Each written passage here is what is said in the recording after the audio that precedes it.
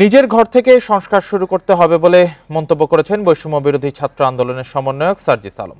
শনিবার বিকেলে ঠাকুরগাঁওয়ের সদরে এক নাগরিক মত বিনিময় সভায় তিনি এই কথা বলেন।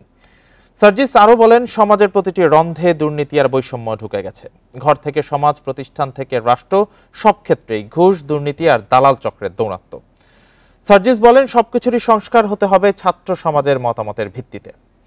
তিনি আরও বলেন, 16 বছরে দেশে যে ফ্যাসিস্ট রাষ্ট্র কায়েম করা হয়েছে, এতে বেশিরভাগ মানুষ কোনো না কোনোভাবে দুর্নীতিতে ডুবে গেছে।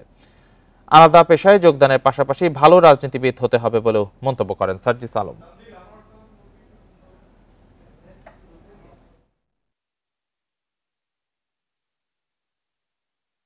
যে সিস্টেম সংস্কারটি ঘর থেকে শুরু হবে, সেটি একদিন সমাজে পৌঁছাবে, জেলায় পৌঁছাবে, বিভাগে পৌঁছাবে, রাষ্ট্রে পৌঁছাবে।